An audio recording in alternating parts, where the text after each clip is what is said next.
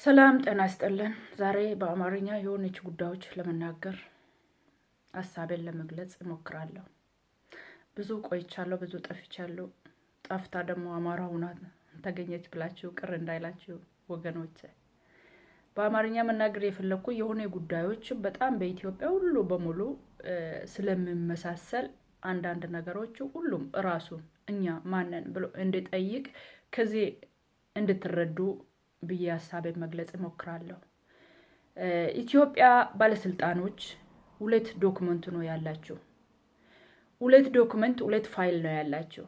ወደ ሁለት ፋይል ያልኩ ሳልገባ በፊት ግን ከዛው ሁለት ፋይል ላለው ሰውየው እውነተኛውን ታሪክ ከዛሬ 15 ዓመት በፊት የማውቀው ሰውየው ስለሱ ታሪክ ላውራላችሁ። አንድ ሰውዬ በወለጋ ዞን በወለጋ ቤጊ አካባቢ ማውኮሞ የሚባል ቦታ አለ። ወደ ቶንጎ ጊታን ሚሚያኮቦ የሚባል አካባቢ ስሙ አታያ ይባላል። ያደጋ ሀገሩን ሲገባና የሆነ ነገር ለማስተካከል ሲፈልግ አንድ ሰው ይዛል ከየሀገሩ ማለት ነው። ሰውየውን ይዞ ባለስልጣን አድርጎ ስሙ አታያ ይባላል። ሌሎቹም አሉ ስማቸውን ባልጠራ ብዙ ሰዎችን አውቃለሁ ከቤኒሻንጉል ነው። እነሱን ይዞ ከዛ ተልኮ ትምህርት አልተማሩም። ራሱ ተልኮ ትምህርት እያስተማሩ ባለስልጣን አድርጎ አሶሳ ዋና ከተማ ላይ 60 ቤቶች 100 ቤቶች 40 ቤቶች ምናምን የሚለውን ሰርቶ ከዛት ኮንጎ ሚጊተን ሚሚያኮቦ የሚባል በኦነግ ጊዜ እዛ ኑራችሁ የምታውቁ ሰዎች ካላችሁ በሐሳባችሁ እዛ ሀገር ሄዱና ከዛ አምጥቶ ከዛ አይነት ህይወት አምጥቶ 60 ቤት 100 ቤት ኪችን ቤት ውስጥ ያለ ሽንት ቤት ውስጥ ያለ ፎቅ ቤት ውስጥ ከነ ሰራተኛ ሲያስቀምጡት እናንተ ራሱ ኢማጂን እያረጋችሁ ከኔ ጋር እንደምታዳምጡኝ እርግጠኛ ነኝ። ከዛ ሰውየው አካባቢውን መንግስት አካባቢውን ሲያጠና ኮንትሮል ሲያደርግ የፈለገውንም ግብ ሳይደርስ ከዛ ሰውየው አስቡት ብዙም የነቃ አይደለም። ተልኮ ትምህርት ነው ያስተማሩን። ጉልማሳ እንደሚባል ነገር ነው መሰለኝ ተልኮ ትምህርት ከሶስተኛ ክፍል ሳይበልጥ እንትን የሚጀምሩት ነገሮች ናቸው። ወደ ትምህርቱ አልገባም። የታሪኩን አሁን ስሙኝ። ከዛ ሰውየው በሁለት ፋይሉ ላይ አንተ ጥሩ ነገር እየሰራ ነው፣ እዚህ መሬት አስወስደሃል፣ እዚህ ሰዎቹን አሳስረሃል፣ እንደዚህ አድርገሃል፣ በዚህ እንደዚህ የሚለውን ነገር ነው ፋይሉ የሚታይ። ከዛው ደግሞ ሌላ ፋይሉ ሰውየው ከዚህ ህይወት መጣ፣ ህይወት ሲጀምር ሱፍ ሲለበስ ጥሩ ህይወት ሲደር ጥሩ አልጋ ላይ ሲተኛ ሰው ምን አይነት እንደሚያስብ ፊልድ ሲተድ እዚህ ቦታ አድረያል፣ እንደዚህ አይነት በብርም ያለ ግባብ አባክለያል። ከዛ ከላይ ቢፈርም ራሱ ከታች ሳይን ቢያደርግ ማን ብሩን እንደሚያጠፋ በምን እንደሚያወክሉት እሱ አይቅም። ሁለት ዶክመንት ነው ያለ። የሚያጠፉት ደግሞ ትክክል ነው፣ አላጠፉም ማለት አይደለም። ከዛ ይሄን እያደረጉ ሰውየው መጨረሻ ላይ የኦሮሚያን ድንበርም የማውኮሞ ነው ብሎ ከኦሮሚያ ድንበር ወደ ማውኮሞ እየጨመሩ ምን ያደርጉ ግቡን ሲያበቁት ሰውዬ አንተ ትክክል አይደለም እንደዚህ ያርጋል በዚያ ነው ከስራው ጣሉ። ወደ መጣውበት ቦታ ተመለሰ። አንድ በሉት ሁለት ዶክመንት አላችሁ ብያለሁ። ሁለተኛ ደግሞ ዋሊያ ነው። መውጣት እንደማትችሉ ያውቃሉ። ብርም ካልክ ሰጣሉ። ይሄን ሰውዬ እንደዚህ አታያ ነው የሚባለው። ታሪኩን የት ነው ብላችሁ ደርሳችሁ ማጥናት ትችላላችሁ፣ ስለ ይሄን ታሪክ ማለት ነው። የኢትዮጵያ ባለስልጣኖች ደግሞ አሁንም እናንተ ሁለት ዶክመንት አላችሁ ያልኩኝ ከኦሮሚያ ላይ የጀምርላችሁ። ኦሮሚያ ክልል አሁን ባለስልጣን የተባለ የተሾመም በትምህርትም በምንም እዛ ደረጃ ላይ ያደረሰ ብር አንዱ ዶክመንቱ ላይ ብር ከተባለ ይበድርልሃል። ቤት መስራት ከፈለክ መሬት ይሰጣል። ስልጣን ከፈለክ ስልጣን ይጨመርልሃል። አንዱ ዶክመንት ላይ የምትለው ሁሉ ይደረግልሃል። አንተ ብቻ አሳስረው፣ አስገድለው፣ ያዘው፣ አፋፍና ሲይዘው የራስን ሰው ይሄን ብቻ ስራ አንተ። ይሄን ሰርተ ደግሞ መጀመሪያ ዋሊያ ናበያለሁ ሁለት ዶክመንት አለ ብያለሁ። ከዛ ስልጣን ሲገኝ ቤት መስራት ይጀመራል። ጣውላ በጉቦ ነው የሚመጣ፣ ጤፍ በጉቦ ነው የሚመጣ፣ ቅቤ በጉቦ ነው የሚመጣ። ቤቱ የሚሰራ በአሸዋ ግርፍ ከሆነ ወይ በሲሚንቶ ከሆነ ሲሚንቶም በጉቦ ይመጣል። ተሰርቶ ሲያበቃ ደግሞ ሶፋው ኮንትሮል ቢፌው ምናምን የምትሉ በጉቦ ይመጣል። ያ ሁሉ ደግሞ በሁለተኛ ፋይል ላይ ትክክለኛ አንድ ሰላይ ያለ ካንተ ስር ይመዘግብልሃል። ፊልድ ስትሄድ ከሴቶች ጋር ስታደር የት እንዳደርከው ከየት ቁጥሩ እንዳደርከው ደግሞ አንተን የሚከታተል ብር በልቶ አንተ ስራ አለ። ይሄ አይደለም ካለ እያንዳንድሽ ምስጥርሽን ታውቃለሽ።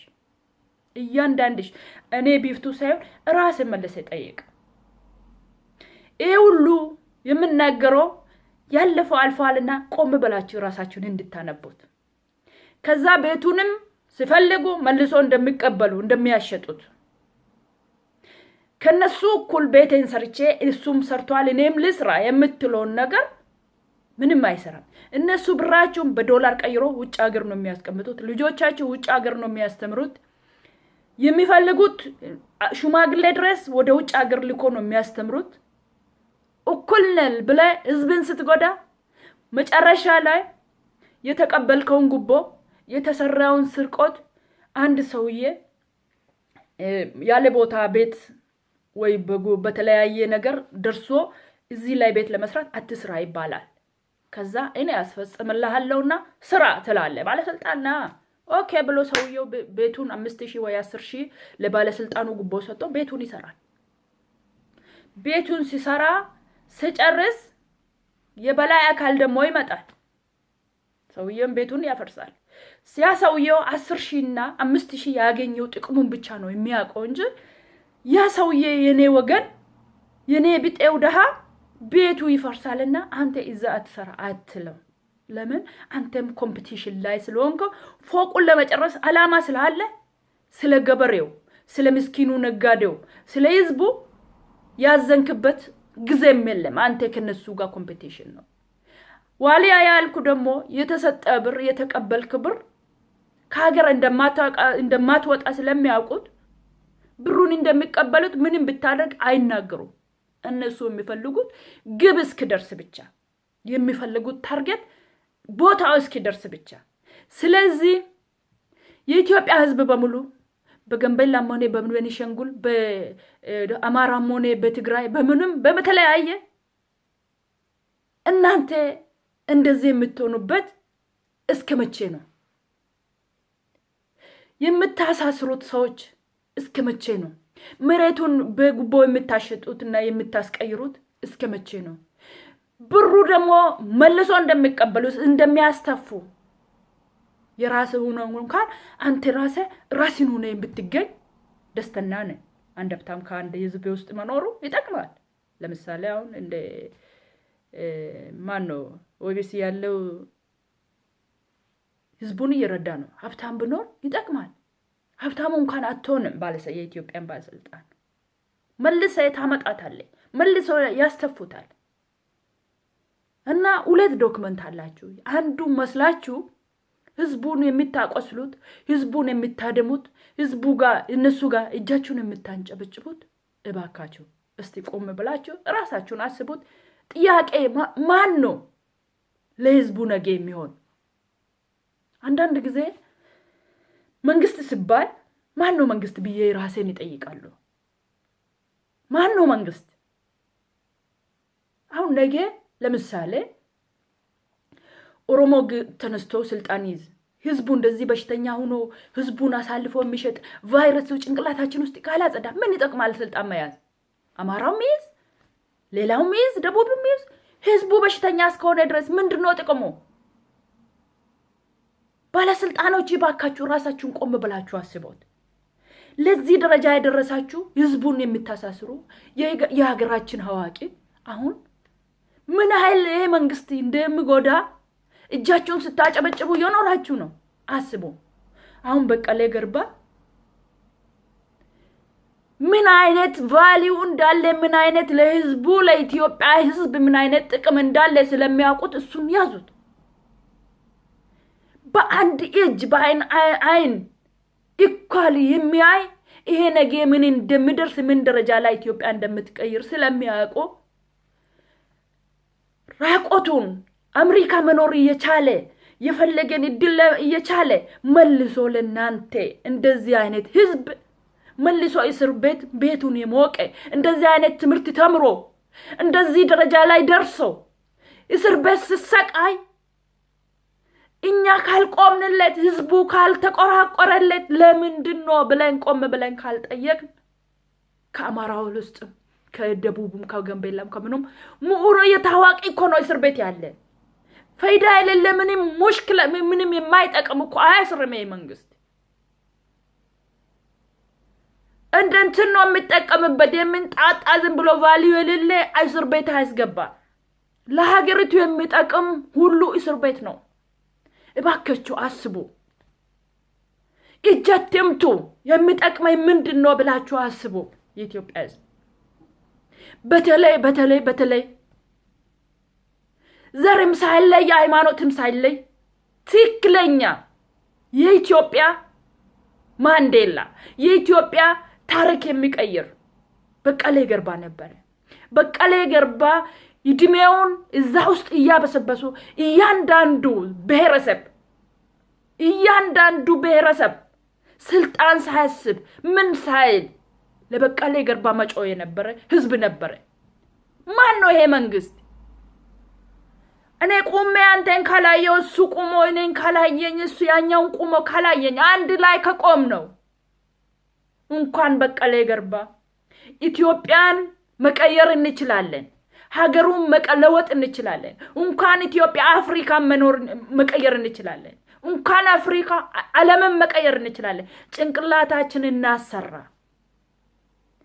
ቲንኮሎ ሁሉ ጊዜ ጥሩ ነገር በማሰብ ጊዜያችንን እናቃጥል የትም ጉቦን በላ ምንም ማረክ የትም እንደማታደርስ ራስን ማወቅ አለብን የትም እንደማትደርስ ይቆያል በሐቅና በትክክለኛ በሚዛን የሚራመድ ሰው በቀበር በሞት ራሱ ታሪኩ አለ ለነገ ጄኔሬሽን አትርፎ ነው የሚሄድ እኔ እውነት ልንገራችሁ ለምሳሌ ኦሮሞ ስለሆነ ማድነቅ አይደለም በቀለ ገርባ ታስሮም ተአምር እየሰራን ቁሞም ታስሮም ለኛ ጠቃሚ ነው ምንም የምንሆንበት የለም ግን እለይዛችሁና አንዲት ነገር አይደለም ብለን ማፈጸም እንደምንችል ወደፊት አንድ እርምጃ መራመድ እንዳለብን ለማሳየት መብቱን ማስከበር በቀለ ገርባ እንዲወጣ ህዝቡ በሙሉ አንድ እጅ ለእጅ ተያይዞ እንዲጮህለት በትህትና ጠይቃችኋለሁ ኢትዮጵያ ህዝብ በሙሉ በጣም ነው የምወዳቸው እባካችሁ አስቡበት እላለሁ ይሄ ፓርት 1 ነው ይቀጥላል አማርኛ ፕሮግራም መልካም ጊዜ